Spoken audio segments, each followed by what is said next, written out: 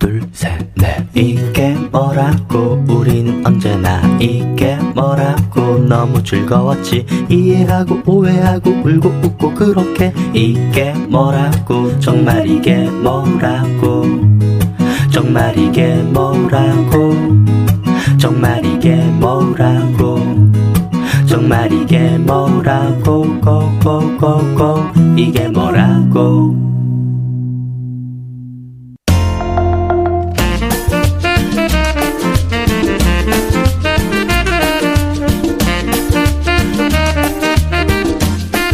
책으로 만나는 우리 생활 속 궁금한 이야기들, 보기11 출판사와 함께하는 책 이게 뭐라고. 남들이 안 궁금한 게 궁금한 소설가 장강명입니다. 안녕하세요. 책 이게 뭐라고. 남들이 궁금한 게 뭔지 궁금한 요조입니다. 요즘 혼자 하는 게 정말 많잖아요. 뭐 혼밥, 혼술, 혼영. 혼영? 그건 혼자 하는 수영입니까? 왜 진짜 몰라서 그러는데 망치세요? 혼영이 뭐예요? 그게 뭐냐면요. 혼자 네. 하는 영어 공부. 아 진짜로요? 네, 네. 영화. 놀리고 있는데. 지금 놀리는 거잖아요. 아 정말 분위기도 진짜 안 도와줘. 몰랐던 거 아니에요? 아 저 놀리는 거였어요. 아닌데 얼굴이 좀 빨개지신 것 같은데. 자 그런데 말이죠. 이번에 혼책이 나왔습니다. 네. 네 듣고 있나요? 혼책은 뭔지 알 것 같아요. 뭔가요? 혼자 쓰는 책? 네, 셀프 연재, 홍보, 발송, 심지어 출간까지 다 혼자 했다고 하는데요. 그래요. 어떤 분인지 정말 기대가 큽니다. 먼저 작가의 말로 만나보시죠. 나는 더 잘해보고 싶었다. 무엇을 쓸지, 어떻게 쓸지, 어디로 유통할지 더 고민해보고 싶었다. 쓰고 싶은 이야기가 소중할수록 어떤 문장을 쓸지보다도 어떤 문장을 쓰지 말아야 할지를 골똘히 생각하며 쓰는 나를 발견했다. 보이지 않는 독자들의 품에서 자라고 있는 기분이 간혹 든다. 월 1만 원씩 구독료를 선불로 내고 내 글을 읽어주는 이들. 아무도 내 글을 대신 써줄 수 없고 이것은 너무도 혼자의 일이다. 나약하지 않아야 자신에게 엄격할 수 있기 때문이다. 가끔 휘청거리면서도 좋은 균형 감각으로 중심을 찾으며 남과 나 사이를 오래 걷고 싶다. 네, 오늘 이 혼책의 주인공, 책을 사실 2권이나 들고 오셨습니다. 네. 매일 자신의 수필을 이메일로 보내주는 셀프 연재 작업물 일간 이슬아 수필집, 그리고 또 다른 책은 만화 에세이 나는 울 때마다 엄마 얼굴이 된다의 저자 이슬아 작가님입니다. 안녕하세요. 안녕하세요. 네, 책 이게 뭐라고 청취자분들께 인사 부탁드립니다. 네, 안녕하세요. 저는 연재 노동자 이슬아입니다. 좋아하는 방송에 오게 되어서 너무 기쁘고요. 오늘은 그 독립서점들을 돌면서 일간 이슬아 수필집 배송을 직접 하고 아주 무거운 노동을 하고 이 자리에 왔습니다. 반갑습니다. 네. 아까 제가 셀프 연재, 홍보, 발송, 출간까지 말씀을 드렸는데 네. 배달까지도 네. 혼자 하고 계시네요. 이거 진짜 포장하고 배송하고 하는 것도 되게 일인데 힘드시죠? 네, 그 집에서 관해수공업자처럼 그 엄마와 함께 했고요. 1000부 넘게 집에서 감당하다 보니까 둘 다 얼굴이 겨자색이 되더라고요.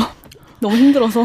아니, 그 포장도 직접 하셨다는 말씀이세요? 봉투에 이 책을 넣고 붙이고 이것도? 네, 그 도매로 안전봉투를 아주 대량으로 사서 포장해서 그 택배회사랑 개인적으로 계약을 해서 송장을 붙이고. 와. 네, 그랬습니다. 지금 그 만화 에세이 나는 울 때마다 엄마 얼굴이 된다는 그건 그렇지는 않고 그건 이제 문학동네에서 나와서 네. 뭐 거기서 서점 통해서 발송을 하고 있고 네. 일간 이슬아 수필집은 정말로 혼책. 네, 인생이네요. 맞습니다. 네, 저희 청취자분들 중에서 이미 이슬아 작가님 잘 아시는 분들 많으시겠지만 네. 그래도 혹시나 모르실 분들을 위해서 부크부크 프로필을 준비를 했습니다. 네. 얼마나 부끄러워하실지. 최대한 부끄럽게 네. 소개해 주세요. 좀 다른 작가님 소개할 때는 나이를 굳이 뭐 말씀드리지 않은 경우가 있었는데 오늘은 이분의 나이도 말씀드리고 그게 이유는 이렇게 젊은 어떤 에너지를 가지고 젊은데도 활동폭이 굉장히 다양하다 이런 거 말씀드리고 싶어서입니다. 1992년생이시고요. 그동안 했던 일 중에 누드 모델, 잡지사 기자, 글쓰기 교사 등이 있었고요. 2013년 글세계 데뷔 후 현재까지 연재 노동자의 삶을 망원동에 사고 계십니다. 여러 매체의 글과 만화를 기고하기 위해서 청탁을 기다려야 하는 삶에서 벗어나기 위해 무청탁 연재를 결심을 하셨고 올해 2월 일간 이스라라는 하루 한 편씩 쓴 글을 메일로 독자에게 직접 전송하는 셀프 연재 프로젝트를 시작했습니다. 그래서 그 결과물이 바로 일간 이스라 수필집이고 6개월간 주 5일 매일같이 쓴 글을 엮은 그런 작품이고요. 올해 10월에 독립출판을 하셨습니다. 네. 이거 뭐 별로 부끄러워하시지 않네요. 사실이니까요. 아, 그래요? 그랬지. 뭐 이런 표정. 질문하는 제가 부끄러운데 사실 이게 왜냐하면 이제 한 100만 번쯤 받으셨을 질문이라 가지고 일간 이스라 프로젝트 이거 왜 이 프로젝트를 시작을 하셨는지 또 이 책은 또 왜 독립출판물로 내셨는지 100만 1번째로 여쭤봅니다. 네, 일간 이스라는 학자금 대출 갚기 위해서 시작했고요.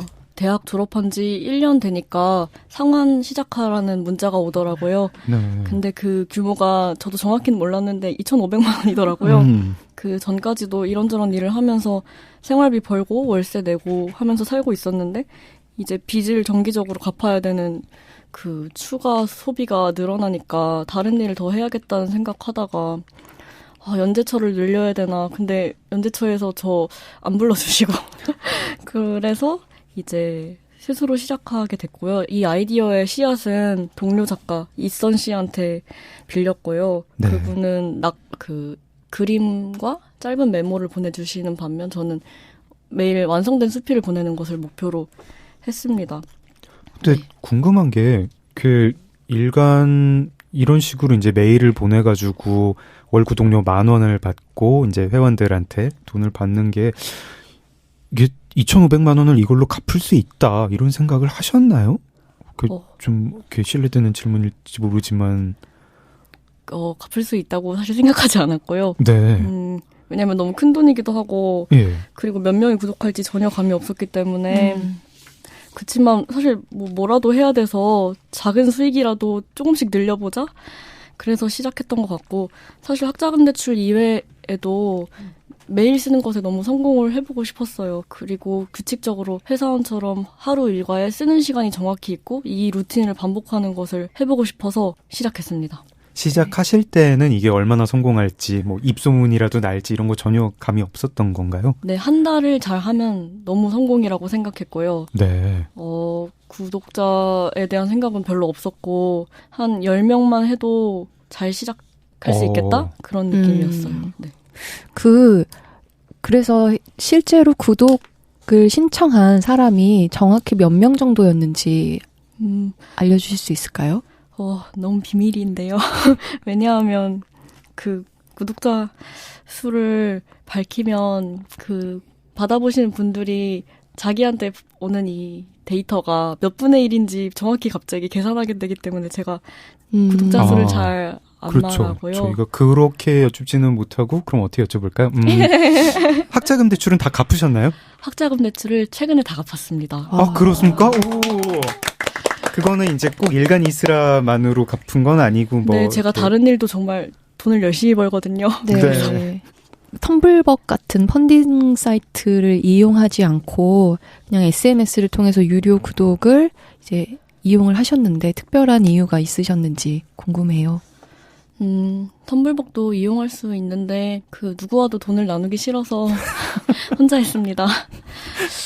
텀블벅도 좋은 의도를 가진 좋은 기업이라고 생각하고요. 네. 하지만 저 혼자 다 가지고 싶어서. 네. 텀블벅이 수수료 많이 떼나요? 유주님은 텀블벅으로 몇 번 하셨잖아요, 프로젝트를. 네, 정확히 몇 퍼센트라고 제가 기억을 하지는 못하겠는데 네. 어떤 일정 퍼센테이지를 떼죠.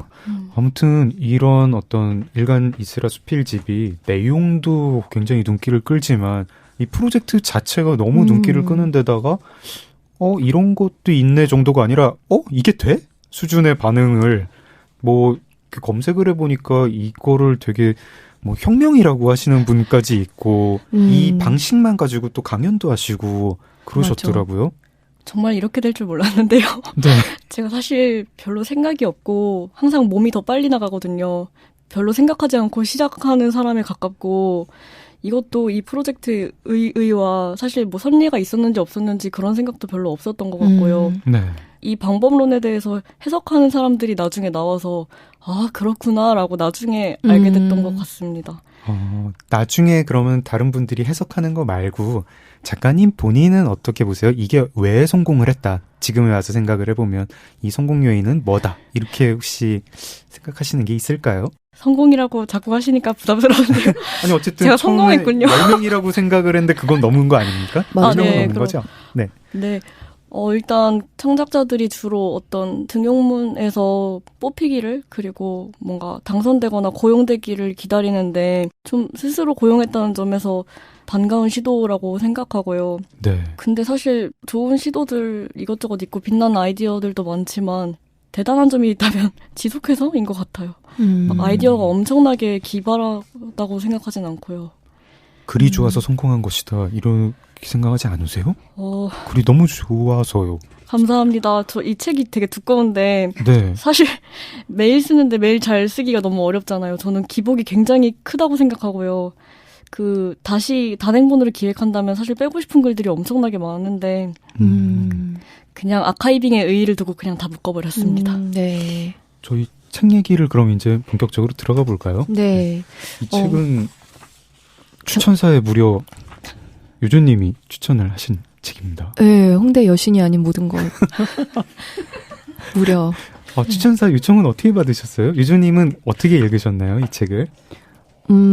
저는 그러니까 이슬아 작가님이 6개월간 연재하셨잖아요. 네. 구체적으로 2018년 3월부터 8월까지 연재를 하셨는데 그 6개월간의 원고를 다 읽은 것은 아니고 네. 예, 저도 이렇게 구독을 뭐 했다가 안 했다가 하는 식으로 그리고 이슬아 작가님이 이제 보내주신 적도 있으시고 그래서 이제 일부만 읽은 상태였는데 그럼에도 불구하고 원고들이 너무 좋았기 때문에 네. 예, 너무너무 글을 참 잘 쓰고 재능 있는 그런 분인 것 같다라고 생각하던 차에 이렇게 추천사를 부탁을 해오셔서 네. 오히려 제가 되게 감사했죠. 막 추천사에 내가 점점 이슬아와 너무 비슷해지더라도 부디 나를 욕하지 말아주길 바란다. 막 이런 최상급의 찬사를. 네. 정말 든든했어요. 아유, 감사합니다. 예, 정말 진짜로 어떤 경우는 네. 뭐 그 글이 나쁘다가 아니라 내가 봤을 때 나하고는 잘 맞지 않는 것 같은 책에 추천사를 써야 되거나 어떤 무슨 말을 이렇게 얹어야 한다거나 하는 경우도 있을 수 있는데 네. 정말로 제가 너무 달게 읽은 어떤 원고에 추천의 글을 써달라는 부탁을 받으니까 진짜 신나더라고요. 그래서 되게 신나게 썼던 짧지만 너무 신나게 막 날아가듯이 썼던 기억이 나요. 일필휘지의 느낌이 났어요. 그쵸? 네, 진짜 막, 확, 이렇게 썼어요. 순식간에. 아니, 심지어 저희 팀 안에 이 책이 나오기 전에 이미 일간이스라를 유료 구독하시는 분이 2분이나. 아, 정말요? 네, 계시더라고요. 저희가 6명인데 그 중에 2분이 유료 구독을 하시고, 다른 한 분은 추천사를 쓰시고, 과반수의 지지를 받고 있었습니다. 그렇죠. 저도 네. 읽고 나서 팬이 되었고. 장 작가님 어떻게 읽으셨어요? 저요? 저 정말. 근데 우리 다 그 독서 토론하면서 다 의견이 똑같지 않았나요? 나는 20대에 뭐 했나? 맞아요. 왜 이렇게 멋있게 살지 못했나?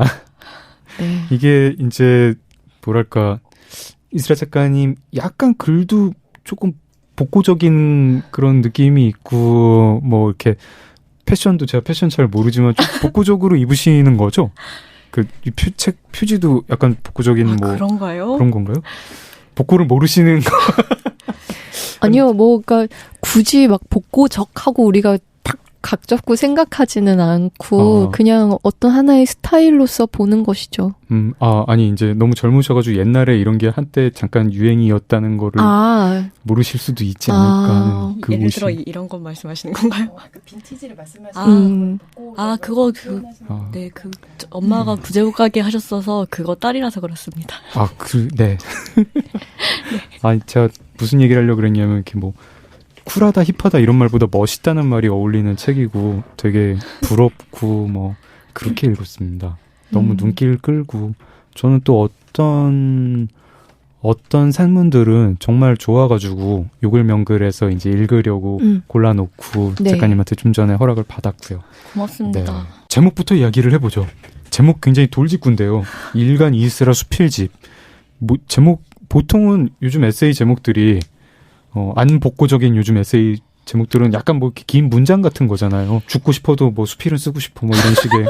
이럴 수가. 이럴 수가. 아, 정말 창피해 죽겠어. 그래요? 아무튼, 그러니까 뭐랄까, 요즘 뭐라고 찝어서 얘기할 수는 없지만, 네. 뭔가 나오는 어떤 책들의 제목에 어떤 분명한 트렌드 같은 게 있기는 있는 것 같은 느낌이 들죠. 그래서 점점 더 제목이 중요한 것 같다 이런 생각을 저도 하게 되고, 근데 그에 반하면 이제 일간이스라 수필집은 너무 이렇게 아무것도 안 한 제목.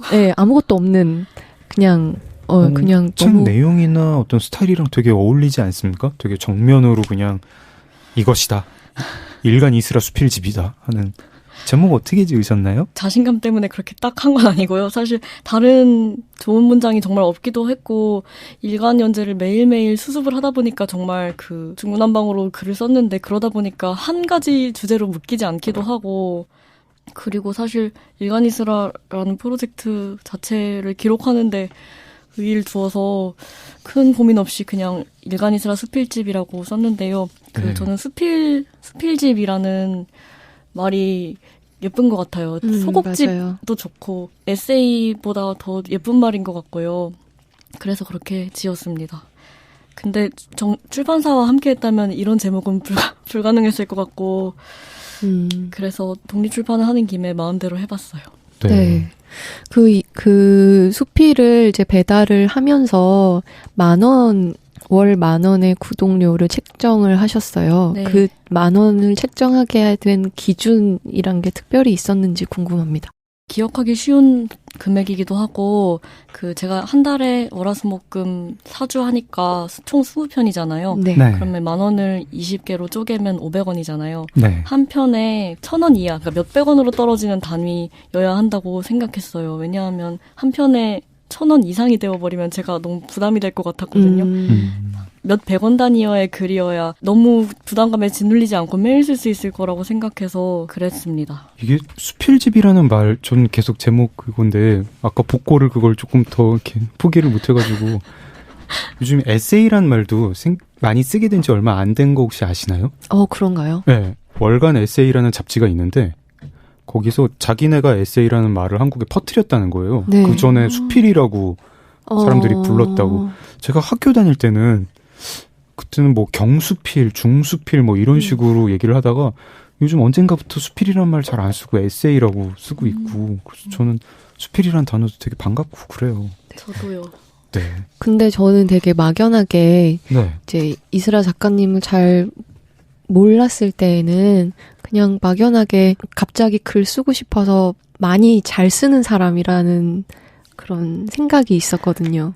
근데 이제 좀 알게 되고 책도 보고 하니까 아주 오래전부터 글을 쓰려고 마음을 먹었고 그리고 네. 또 마음 맞는 이제 동료들하고 같이 여러 망원 글방, 목동 글방, 동네별로 글방 을 통해서 같이 이렇게 동료들과 하는 글쓰기 활동도 진행을 했던 걸 알게 됐는데 어떻게 그런 모임을 시작하게 되었는지 궁금해요. 장 작가님은 책 중에서 어딘가에 읽고 쓰는 공동체가 있다고 믿는다고 그리고 그 공동체 구성원들은 비교적 차분하고 자기에 대해서 성찰한다고 전화하셨던 것 같은데요. 저는 네. 그 부분 보고 되게 반가웠어요. 그 세상에는 아무도 안 시켰는데 자발적으로 모여서 글 쓰고 읽고 서로 피드백하고 그런 사람들이 있는 것 같아요. 뭔가 문단 밖에서도.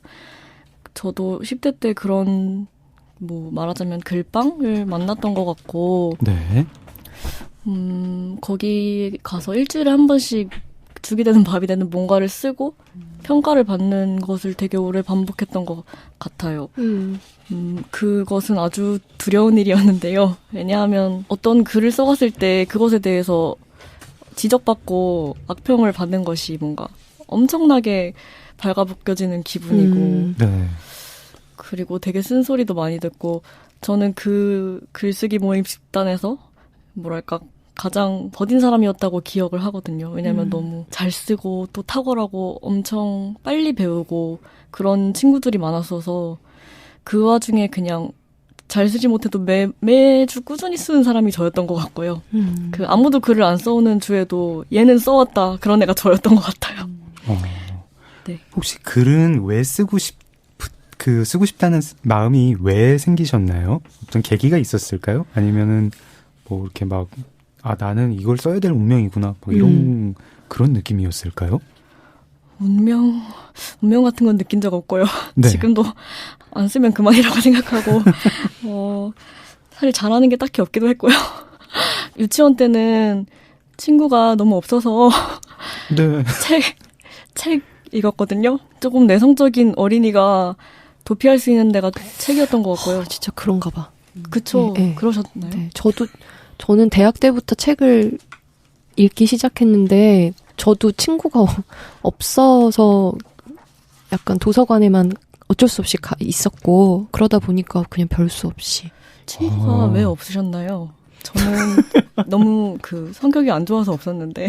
저도 안 좋았나 보죠. 안 좋았나 봐요. 저는 제 성격은 잘 모르겠는데 친구는 없는 것 같긴 해요. 성격 되게 안 좋아요, 장 작가님. 책도 많이 읽어요. 읽고 쓰는 공동체가 이렇게 훈훈하군요. 세상에. 아니 진짜 저는 예전에 얼마 전에 김소연 시인께서 그런 얘기를 하셨더라고요. 네. 어떤 작가가 아주 훌륭한 글을 발표할 때 분명히 그 사람 곁에 누군가 있다는 거예요. 도와주는 사람이요? 네. 아니면? 네. 이제 그 글을 같이 읽어주고 평가해주고 네. 조력해주는 누군가가 분명히 있대요. 없는 작가는 자기가 봤을 땐 없대요. 그래서 자기는 이렇게 이런저런 글을 보다가 어떤 사람의 글이 갑자기 너무나 좋아졌다. 네. 그럴 경우엔 이 사람이 누군가 아주 괜찮은 사람을 만나고 있구나. 반대로 어떤 작가의 글이 갑자기 이상해지거나 좀 그렇게 되는 경우에는 항상 이 작가의 곁에 있던 누군가가 없어졌구나. 이 작가가 지금 상태가 안 좋구나. 되게 외롭구나. 이런 생각을 하신다는 거예요. 네. 근데 그냥 단적으로 쉽게만 생각해봐도 장 작가님의 어떤 그런 훌륭한 글을 HJ라는 어떤 든든한 조력자가 봐주고 네. 계시고 무라카미 하루키 같은 경우도 언제나 자기 글은 아내가 먼저 읽어주고 하는 식의 좀 거론하려면 더 많은 작가들을 거론할 수 있을 만큼 주변에 있잖아요. 든든한 어떤 조력의 존재들이. 근데 이제 이스라 같은 경우도 네. 같이 글을 쓰는 그런 동료들이 질책하고 날카로운 비판을 하지만 네. 결국에는 이스라엘 글을 위해서 그렇게 쓴소리했던 것이고 누구보다 중요한 조력의 존재들 같은 거예요. 그래서 나도 이런 조력자가 있었으면 좋겠다. 그런 생각을 너무 간절하게 했던 기억이 나요. 요조님께서는 쓰시고 가장 먼저 보여주는 사람이 누구인가요? 저는 진짜 없어요. 그래서 편집자분께서 먼저 보시나요? 책을 만들 경우에? 그렇죠. 네. 그리고 얼마 전에는 인터뷰 맡게 돼서요. 인터뷰를 쓰는데 너무 빠꾸를 먹어서 도대체 내 문제가 뭔가 싶어서 진짜 보여줄 사람이 없는 거예요. 그래서 팀장님한테 보여줬어요. 뭐라고 하셨나요? 한겨레 신문에 네, 연재되고 있는 저 그 코너 정말 요조오은의 요즘은 인터뷰 네. 코너고요. 그러니까 사실 저도 기사 인터뷰를 써본 적은 없고 이제 저는 방송을 만들었으니까 인터뷰들을 모아서 이제 구성을 하는 일들은 해봤는데 요조님이 주셨던 인터뷰 내용은 되게 정말 새롭고 뭔가 이 인물에 대한 다른 면을 보여주고 싶어 하는 게 많았긴 했지만 약간 우리가 기존에 알고 있던 그런 인터뷰 기사의 문법 이런 것들이 좀 많이 좀 없었던 상태였어요. 근데 그 사람들도 그렇고 그 담당하셨던 기자분도 하시는 말씀이 너무 새로운 거는 사람들한테 약간 거부 반응을 일으킬 수 있으니 약간만 새로웠으면 좋겠다라는 말씀을 하셨다고 하더라고요. 그래서 제가 보기에는 약간의 정보와 구성 순서, 그러니까 사람들이 잘 모르는 것들을 어떻게 배치해야 될 건지만 바꾸면 되는 거였지 글 자체는 크게 문제가 없어서 그냥 그런 조언만 드렸던 기억이 납니다. 이스라 작가님께 쓰기가 굉장히 중요한 문제이고 심지어 일간 이스라 수필집 뒤에는 쓰기에 관한 쓰기로 또 산문을 모아놓으셨는데 맞아요. 그 얘기할 때 각자 한번 쓰기에 대한 고민 같은 거 해보면 네. 좋겠고 이제 조금 거슬러 올라가가지고 그래서 어렸을 때 책을 굉장히 좋아하는 어린이였고요. 네. 내성적인 어린이였고 뭐 글쓰기 동료는 조금 뒤에 철이 든 다음에 만나셨을 테고 네. 언제 그러면은 나는 글 쓰는 거는 언제 시작을 하셨고 내가 이걸 좋아한다 이건 또 언제 하셨을까요?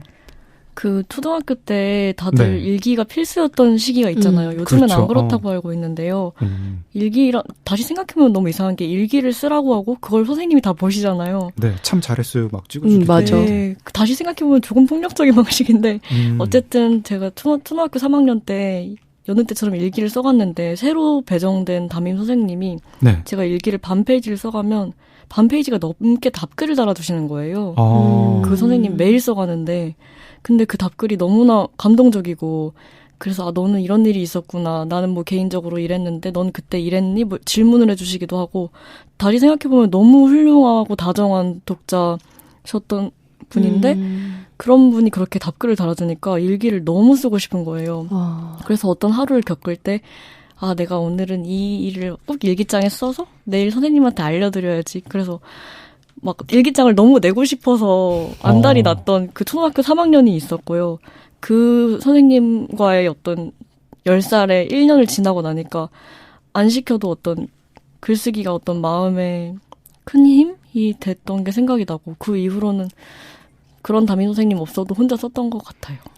최초의 조력자는 그러면 초등학교 3학년 때 담임 선생님 진짜. 그런 그러네요. 셈이네요. 너무 그리고, 따뜻하지 않나요? 네. 그리고 아마 그런 일을 겪어도 글쓰기를 본인이 이제 어떤 거기서 매력을 못 느꼈으면은 맞아요. 안 썼을 텐데 글쓰기를 사실은 좋아하는 어린이였군요. 그랬던 것 같습니다. 그리고 되게 신기하다. 그때 이제 일기로 시작했는데 지금 어떻게 보면 일간 이스라 수필집도 그렇죠. 일종의 뭐 그렇죠. 남들한테 보여주는 일기? 이런 셈 일기라는 형식이 제일 본인이 쓸 수 있는 잘 쓸 수 있는 그런 글인 걸까요? 사실 뭔가 진짜 일기는 너무 날 것이라 사람들한테 보여줘서 안 되는 글이라고 생각하고요. 그 일기 이상이어야 한다고 생각해요. 저는 뭔가 일기장을 보는 느낌 같은 것을 받는 것은 상관이 없지만 독자분들께서 가끔씩 글을 보내면은 그 오늘 게 너무 재미가 없다는 피드백이 종종 올 때가 있는데 그 왜 이런 피드백이에요. 내가 너한테 돈을 냈는데 왜 너의 일기를 보내느냐. 아 그런 피드백이 옵니까? 네, 그래서 저도 그러니까 너무 일기처럼 보이기가 굉장히 싫고 매일마다 완성된 조금이라도 완성도가 있는 한 편의 어떤 픽션 혹은 논픽션으로 읽히길 바라는데요. 네. 그래서 일기 이상인 무언가를 쓰려고 매일 노력했던 것 같습니다. 네, 책 이게 뭐라고? 오늘은 매일 밤 구독자들의 마음을 훔친 SNS의 세라 제드. 아이고, 책 이게 뭐라고? 네, 세라 자두구나. 미주님이 해주실래요? 네. 귀여운 척하고 그러시지? 정말. 진짜 이게 왜 여기서 귀엽나? 너무 귀엽다. 책 이게 뭐라고? 오늘은 매일 밤 구독자들의 마음을 훔친 SNS의 세헤라자드 이스라 작가님과 일간 이스라 수필집을 읽고 있습니다. 이게 뭐라고 이게 뭐라고 얼마나 많은 생각과 고민을 나눴는지 이게 뭐라고 이게 뭐라고 이게 뭐라고 얼마나 많은 얘기와 시간을 나눴는지 이게 뭐라고. 네, 장 작가님이 한번 읽었지만 실패해서 귀여운 척했습니다. 세라 자드. 네, SNS의 세라 자드 이스라 작가님께 이런 질문이 있습니다.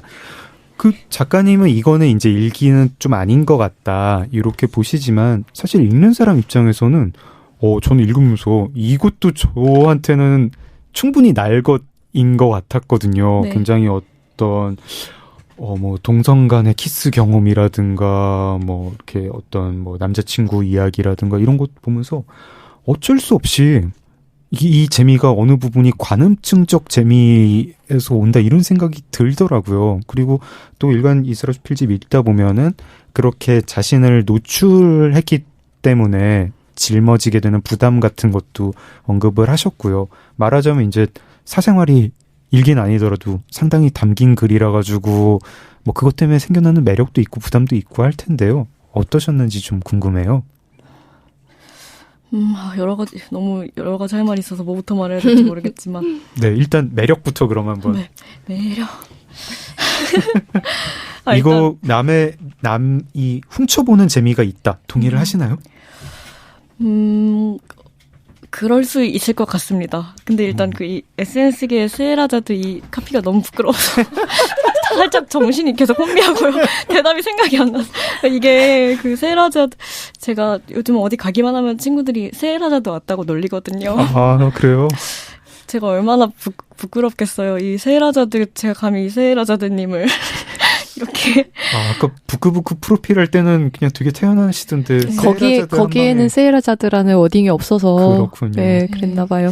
네, 아무튼 그렇고요. 그러니까 너무 투머치로 보여드리면 사실 부담스럽고, 그러니까 독자의 마음이 왜 이렇게 많이 말하지? 안 물어봤는데 이렇게 짜게 식으면 네. 외면받는 것 같고요. 적당히 재밌는 정도로만 보여주는 게 뭔지 고민을 많이 했는데 사실 아직도 잘 모르겠는 것 같아요. 매일 그래서 실패하는 날도 있었던 것 같고요. 저런 것도 있잖아요. 세상 아무리 되게 이렇게 중립적이고 자기 객관적인 사람이라도 사람들이 막 나한테 관심을 갖게 되면 그 관심을 보여주면 약간 좀 관심종자 비스무리한 느낌의 심리에 빠지게 되고 내가 이걸 이렇게 하면 사람들이 더 환호하겠지, 뭐 관심 갖겠지, 뭐 이런 의식을 하게 되잖아요. 그런 네. 건 혹시 없으셨을까요? 저 관종이 맞고요. 관종이라서 인스타그램도 엄청 열심히 하고 게시물이 엄청 많습니다. 글을 쓸 때는 일간 이스라엘을 쓰실 때에는 요 얘기를 하면은 되게 훔쳐보는 재미를 더 많이 느끼겠지 이런 거는 혹시 신경 쓰실까요? 뭔가 매일매일 뭐 어떤 이야기를 해야겠다 그런 생각하지만 이 얘기 자극적이어서 재밌겠다 그런 생각은 잘 안 했던 것 같고 네. 한 편을 완성하는 힘이 생기려면 분명히 이 이야기에 아주 작은 거라도 제가 생각하는 좀 중요한 아름다움이나 슬픔이 있어야 된다고 생각하는데요. 뭐랄까 자극성 혹은 약간 날것의 재미 그것은 고려하는 요소가 별로 아니었던 것 같아요. 네. 이제 부담 얘기도 한번 여쭤볼까요? 부담 그렇게 여기 책에도 많이 나와 있던데 뭐 막 곤란을 겪으신 적도 있으신가요? 사실 막 그렇게까지 예를 들어서 요조님만큼 유명하진 않으니까요. 이게 애매한 인지도가 생겨서 까먹을 때쯤 누군가가 알아보는 정도인데요. 예를 들어서 담배 사러 갈 때 누군가 와서 인사한다든지 아니면 카페에 앉아 있는데 갑자기 어떤 분이 복권을 주고 가신다든지 제가 가난해 보이나 봐요. 복권을 주는 걸 보면 아무튼 그런 일들이 있는데 아무래도 사실 이 시대에 가능한 불편함일 텐데요. 어떤 작가가 인터넷으로 연재를 하고 근데 그 작가가 마침 인스타그램도 너무 열심히 하고 뭐 페이스북도 하고 그래서 이 작가의 사진도 굉장히 많이 노출되는데 자전적으로 보이는 글도 많이 쓰고 그러니까 이야기랑 작가랑 완전히 분리가 안 되기 때문에 네. 글에 대한 피드백이 아니라 제 인생에 대한 피드백으로 계속 돌아오거든요. 어떤 글을 쓰면은 저는 사실 이야기에 대한 피드백을 받고 싶은데요. 네. 그러니까 뭐 그렇게 살지 말아라 혹은 뭐 브라자를 해라 뭐 등등 그런 식으로 네, 저의 이제 인생을 사는 법에 대해서 피드백이 돌아올 때가 많은 것 같아요. 근데 생각해보면은 장 작가님도 네. 5년 만에 신혼여행이라는 에세이를 쓰셨을 때, 그때도 지금까지도 제가 장 작가님하고 같이 방송한다라고 했을 때, 그 언급을 해주시는 분들이 정말 많으세요. 그 에세이를 정말 인상 깊게 읽었고, 네. 그분 진짜 솔직하신 분이죠? 라는 식으로, 왜냐면은 거기에, 어떤 아까 장 작가님 말씀하셨던 자극적일 수 있는 그런 그렇죠, 이야기들 그렇죠. 뭐 네. 정관 수술이나 뭐 시댁과의 관계랄지 그런 이야기들이 담겨져 있으니까 장 작가님도 그런 이스라 작가님하고 비슷한 경험이 꽤 있을 것 같은데. 그게 맞습니다. 좀 비슷하기도 한데 또 결정적으로 다른 게 저는 이 원고를 다 쓴 다음에 그 다음에 독자한테 간 거잖아요. 제가 이거를 쓸 때는 어떻게 썼냐면은 무슨 소설을 쓰는데 그게 너무 안 풀려가지고 네. 글이 너무 안 풀릴 때 틈틈이 좀 기운을 찾으려고 이걸 썼었거든요. 그 5년 만에 신혼여행 독자는 거의 생각도 안 하고 제가 생각하던 이야기 보라카이 갔던 거 재밌었으니까 그걸 막 썼어요. 쓰고 이제 출판사에 넘기고 나서 그 출간일 되기 전날쯤에 내가 이거 왜 썼지? 막 이거를 뭐 이렇게 창고에 가가지고 다 불살라 버릴까? 막 그런 생각을 했고 저는 피드백을 받으면서 쓰지는 않았죠. 그게 되게 결정적으로 그렇네요. 다른 것 같아요. 그러면 장 작가님은 아예 그냥 읽을 독자를 아예 상정을 안 하고 그냥 쓰고 싶은 대로 쓰셨던 거라고 봐도 되는 건가요? 읽을 독자를 상정을 안 했으면은 그렇게 출판사에 보내지는 않았을 테니까 그렇다면 거짓말이지만 근데 이스라 작가님처럼 막 독자의 실시간 목소리를 실시간으로 들으면서 또 너 이렇게 살지 말아라든가 너 그래도 애는 가져야 된다든가 인륜을 저버린 것이라든가 이런 말을 들으면서 그렇게 쓰진 못했을 것 같기도 하거든요. 어떻게 보면 저도 쫄보고 그런 즉각적인 피드백이 일간 이스라에도 크건 작건 영향을 계속 그냥 끼쳤나요? 받을 수밖에 없을 것 같은데요. 막 글의 내용이 달라졌다기보다는 네. 이 실시간이라는 게 정말 사람을 미치게 하는 것 같아요. 이거 연재할 때 아침에 일어나서 딱 핸드폰을 켤 때 네. 너무 두려워요. 무슨 비난이 와 있을지 모르거든요. 물론 어떤 호평이나 어제 글이 너무 좋았다 이런 것들도 많지만 도대체 정말 예상치 못한 어떤 사실 얼평, 몸평 정말 많고요. 매일 하면. 근데 이거는 좀 여자 연재자가 겪는 일인 것 같아요. 왜냐면 다른 남자 일간 연재자 분이랑 만나서 얘기했는데 그 얼평, 몸평 그런 거 없다고 하더라고요. 그리고 글에 대한 피드백이 주로 있다고. 그걸로 싸우긴 하지만 평가당하는 일은 없는데 저는 뭐랄까 20대 여자? 좀 불편한 것 같아요. 지금 이제 일간 이스라 프로젝트는 지금은 11월 현재는 잠깐 중단했지만 네. 하실 때는 만약에 11월 9일자라면은 그날 중에 보내야 되는 거고 그래서 보통 밤에 이제 마감을 네. 닥치시는 거고요. 네. 보내는 형태는 PDF 파일로 메일로 보내고 피드백은 그 메일에 대한 답장으로 역시 보는 분이 답장으로 이렇게 보내시고요. PDF요? 피드백. 피드백이요? 예. 죄송합니다. 그쵸. 메일의 본문으로 제가 글을 보내면 그 네. 메일에 이제 RE 해가지고 답 피드백이 오는 방식이고요. 네. 그렇습니다. 그러니까 밤에 보내고 아침에 이제 눈을 뜨면 그 답장이 이미 몇 개가 와 있을 때가 있고요. 그쵸. 근데 이제 출퇴근하면서 보시는 분들도 많기 때문에 아침에 네. 보고 이제 오전에 욕하시는 분도 계시고 언제 올지 정말 모릅니다. 네. 그런데도 불구하고 어떤 일간 이스라라는 거에 굉장히 그 매일매일 연재한다는 거에 굉장히 의미 부여를 많이 하시나 봐요. 그러니까 예를 들어가지고 이 원고가 이제 쌓여서 책을 낼 때 주제별로 모아가지고 주로 부모님 이야기가 있을 때도 있고 어린 시절 이야기가 있을 때도 있고 또 지금 현재 이스라, 현스라라고 부르는 현재 이스라 작가님 이야기가 있을 때가 있는데 그걸 묶어서 내지 않고 날짜별로 쭉 쌓아가지고 내셨고 스스로를 밝힐 때에도 작가라고 안 하시고 연재 노동자 이렇게 하시고 이거를 책을 낼 때는 주제로 묶어보겠다 이런 생각은 혹시 안 하셨나요? 그런 생각도 했는데요. 네. 저는 나중에 길게 쓰일 이야기에 씨앗 같은 것들이 이 책에 좀 산만하게 섞여 있다고 생각하고요. 네. 그 원고를 더 많이 쌓은 다음에 나중에 그 챕터별로 책을 따로 내고 싶어요. 예를 들어서 아버지의 노동에 관한 것도 저는 책 한 권의 분량의 이야기가 있다고 생각하고 등등. 그래서 근데 일단 6개월간의 연재를 그대로 시간 순서대로 묻고 싶은 마음에 이렇게 했는데요. 다른 구성으로는 내년부터 준비해보고 싶습니다. 맞아. 읽다 보면은 이거 분명히 더 이 얘기가 더 듣고 싶기도 하고 좀 네. 아끼는 것 같은 그런 얘기도 있고 저는 저 마담과 다이버 이 이렇게 두 편으로 나눠진 세 편인가요? 상중하 두 편인 것 두 편 같아요. 상하로 나눠진 그 너무 궁금하고 그 얘기는 더 길게 막 보고 싶고 그렇더라고요. 감사합니다.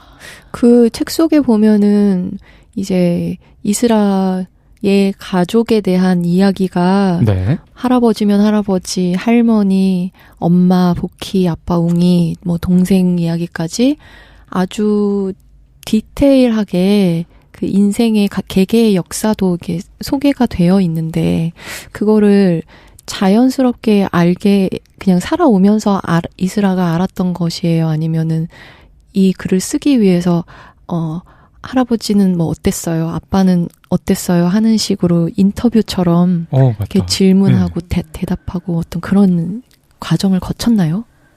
둘 다였던 것 같아요. 그냥 그들 사이에서 자라오면서 자연스럽게 알고 기억했던 것들도 있지만 막상 쓰려고 할 때 내가 전혀 경험하지 않은 시공간에 있었던 그 사람을 상상해서 써야 되니까 딱 쓰려고 하면 내가 이거 모르는 얘기구나 이렇게 갑자기 되게 그럼 두려운 마음이 들거든요. 그래서 그때 새삼 더 인터뷰를 할 때가 많았던 것 같고요.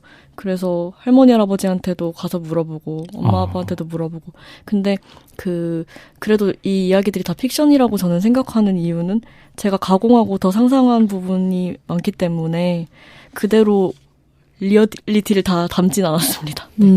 그래서 저는 피드백도 되게 궁금해요. 이제 뭐 할아버지, 할머니, 엄마, 아빠, 동생이 다 이제 책을 보고 그 책 속에 쓰여진 자기를 또 보았을 텐데 피드백들이 다 뭐라고 하셨는지 궁금합니다. 각 성격마다 이제 피드백하는 그 스타일이 다른데요. 네. 예를 들어 아빠는 문체나 뭐 스타일 그런 걸 지적하진 않고 정확히 오류만 짚는 사람이고요. 특히 제가 어떤 직업 현장에 가보지 않으면 아주 틀리기 쉬운 것들, 그런 단어들 틀렸을 때 지적하고 그런 것이 이제 발송 전에 꼭 고쳐지도록 꼭 검사를 받는 스타일이고요. 그리고 이걸 발송하기 전에 다 아버님한테 보여드리세요? 아빠의 이야기를 참고한 경우는 꼭 보여드려요. 왜냐하면은 예를 들어서 저는 잠수부라는 말을 썼었거든요. 근데 그게 가장 흔하게 쓰이는 말이니까요. 근데 잠수부가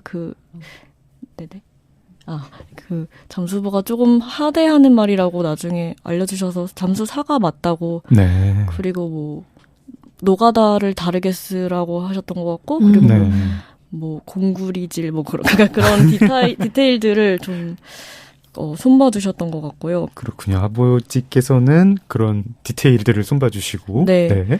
엄마의 경우는 엄마는 창작을 하지 않지만 사실 되게 창작자로서 좋은 어떤 독자인 것 같은데요. 왜냐하면 이게 제가 엄마 얘기를 그렇게 많이 써도 이게 너무나 별개의 인물임을 항상 기억하시고 네가 쓴 캐릭터라고 항상 말씀하시고 저는 그게 되게 좋거든요. 네.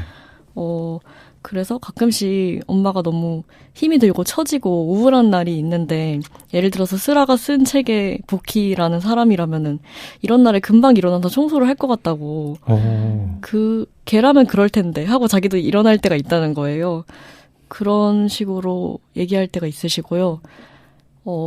동생의 경우는 사실 동생은 실제가 훨씬 멋있어서 근데 제가 동생의 우스운 점만을 강조하는 부분이 있어서 네. 하지만 동생은 가끔씩 울면서 제 책을 읽는다고 말했던 것 같고 같은 가족에서 자라도 자기는 못 봤는데 누나는 목격한 어떤 엄마 아빠의 서글픔 같은 거 책에서 알게 된다고 하시고요. 할머니는 글을 못 읽으시고 할아버지는 글씨가 너무 작아서 못 읽으셔서 피드백이 없습니다. 그래도 할머니가 왜 책 속에 보면은 니네 다 모여라. 그래서 아이들 모아서 회 사주시면서 이제 할머니 친구분이 자식 자랑을 막 했던 이야기를 해주시면서 이제 스라 씨에게 너는 뭐 작가라며 너 뭐 이태원에서 활동한다며 너 뭐 한다며 뭐 없어? 이렇게 물어보셨잖아요. 할머니가 좀 좋아하시겠어요. 근데 할머니한테 이런 디테일은 전혀 중요하지 않아요. 뭐 소설이고 뭐고 뭐 인터넷이고 뭐고 일단 신문에 나는 게 중요하거든요. 그래서 제가 일간지 인터뷰 너무 기다렸는데 지난주에 하게 돼서 빨리 할머니한테 보내드리고 싶고 네. 할아버지한테는 사실 보여드리기가 조금 망설여지는 게 그 할아버지 저 누드 모델 했던 거 모르시거든요. 그래가지고 이젠 말할 때가 되지 않았나 그런 생각이 들고 흡연 사실도 몰라가지고 책에도 할아버지 계실 때 네. 담배 안 피우신 거가 네, 맞아요. 나오고 그렇군요. 네. 친구분들 반응은 어떻습니까? 약간 보면은 은근히 뭐랄까 제가 읽기에는 약간 시기 질투도 조금 있는 것 같기도 하고 뭐 이렇게 넌 유명해서 좋겠다 이러면서 계속 놀리는 것 같기도 하고 어떤가요? 친구분 얘기도 많이 나오고 남자친구분 얘기도 나오고 하는데 친구들은 그 저의 알량한 유명세를 놀리느라 많은 시간을 쓰고요. 그리고 너무 가차없는 독자들이기 때문에 못 쓰면 못 썼다고 아주 간혹 잘 썼다고 합니다. 남자친구분은 그 뒤에 만화에 보면은 한번 내 얘기 너무 하지 마라고 이렇게 요구하신 적도 있나 보지요? 네, 저 그런 소리를 정말 많이 들어서요. 네. 가끔 제 글쓰기 선생님이 그러셨는데 글 쓰는 사람 옆에 태어난 거는 그 마음대로 이야기 되어버리는 숙명을 타고난 자들이어서 그냥 받아들여야 된다. 근데 전 사실 제 주변인한테 절대 신뢰를 하고 싶지 않고 그래서 소설로 도망치고 싶은 것이거든요.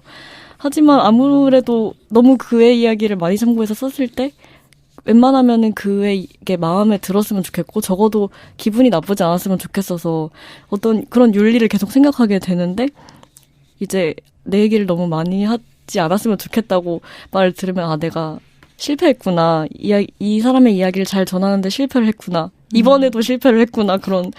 왜냐면 그런 이야기를 여러 사람한테서 너무 여러 번 들었기 때문에 그러면 일단 너무 미안하다고 하죠. 내가 너의 소중한 이야기를 정말 구리게 전해서 너무 미안하다.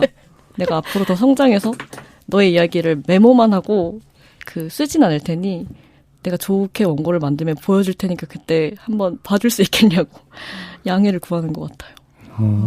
근데 자기가 등장하면은 뭐 이렇게 구리게 쓰건 뭐 멋있게 쓰건 간에 다들 처음에는 그 불만이 있는 것 같아요. 그러다가 시간 지나면은 다 어느 순간 좋아하게 되는 그런 거. HJ님은 어떻게 생각하세요? 맞아요. 저 진짜 궁금했거든요. HJ님은 어떻게 생각하세요? 장 작가님의 글에 아주 빈번하게 등장하시잖아요. 처음엔 되게 당황했는데 지금은 뭐 이렇게 제가 설득했죠. 우리는 경제 공동체이자 운명 공동체이고 내 인세가 절반이 바로 당신의 것이고 납득했죠. 체념 상태? 그냥 그러면은 글 속에서 어느 정도 좀 뭐 과장되거나 미화되거나 혹은 뭐 반대로 폄하되거나 어떤 그런 식의 자기 자신과 조금 이질적인 존재로 바꿔지는 부분에 대해서도 아주 너그러운 편인가요? 하나 굉장히 고집하는 게 있습니다. 그리고 제가 잘못인데 네. 아내가 저한테 너라거나 야라거나 그렇게 부르지 않거든요. 네. 뭐 이렇게 호칭이 정중한데 제가 어떤 뭐 칼럼이나 에세이에서 둘의 대화를 쓸 때 그 아내가 저를 가리킬 때 너라고 하는 호칭을 쓰는 걸로 몇 번 쓴 적이 있어요. 초고에도 네. 그런 적이 있고. 그거는 꼭 지적을 해줍니다. 내가 너 이렇게 안 지금도 또 내가 너라고 그게 아니라 내가 그대를 그렇게 안 부르잖아. 이렇게 하나요? 내가 자기를 이렇게 안 부르잖아. 너라고 안 하는데 왜 자꾸 여기 너라고 쓰냐고. 저도 이제 그때마다 깜빡깜빡 했다가 이제 놀라면서 맞다. 자기가 나를 자기라고 부르지. 이렇게 고치는데 그런 거 있고 저도 사실 어떻게 보면은 저도 이제 궁금해서 여쭙는 건데요. 일간 이스라에서 한 대목에서 내가 쓰고 있는 게 픽션인지 논픽션인지 모르겠다. 그리고 아까 어머니도 네.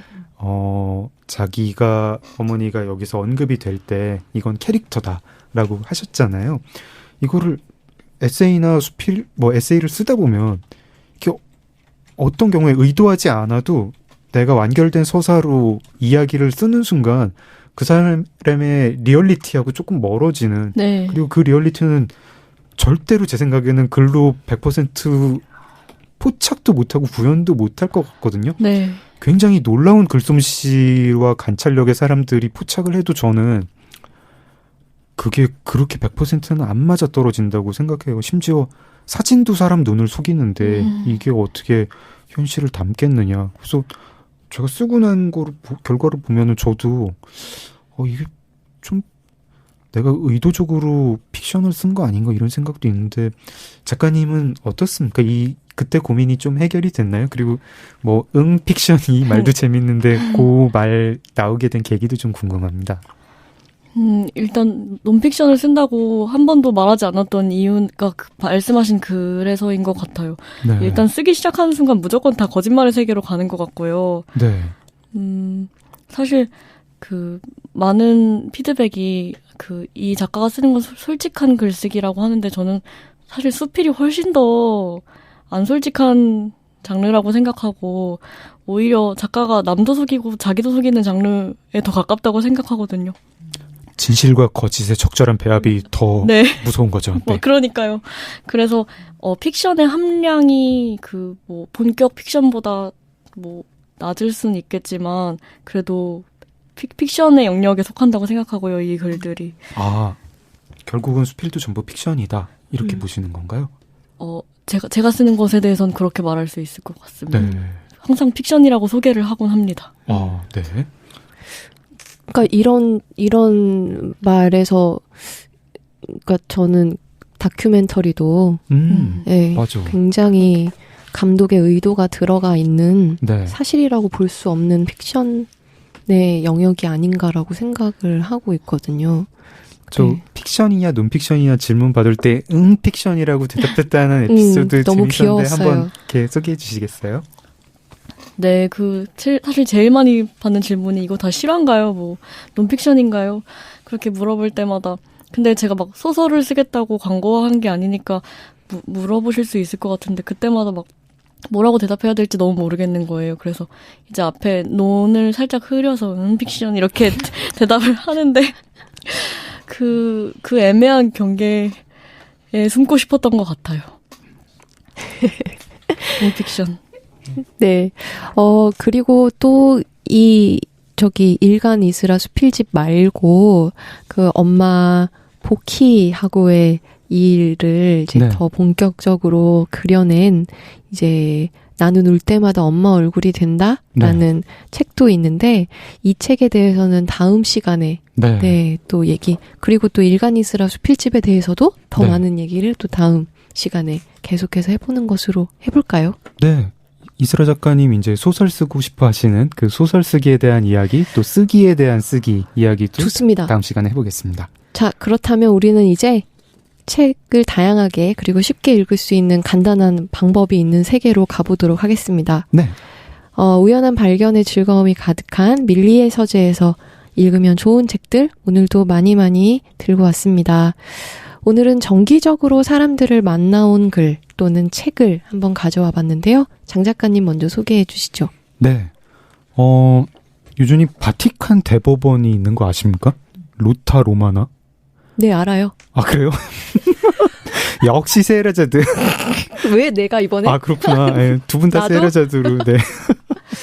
네. 그 루타 로마나에 이제 한국인 최초 정도가 아니라 동양인 최초로 변호사가 되신 분이 있는데 그분이 심지어 신부님이시고요. 한동일 교수님입니다. 한동일 교수님이 2010년부터 2016년까지 서강대에서 강의를 진행하셨는데요. 그 강의를 엮은 책 라틴어 수업을 소개해드리고 싶습니다. 서강대는 물론 다른 대학 학생과 직장인들까지 불러들인 명강의였고요. 2017년 책으로 발간됐습니다. 네.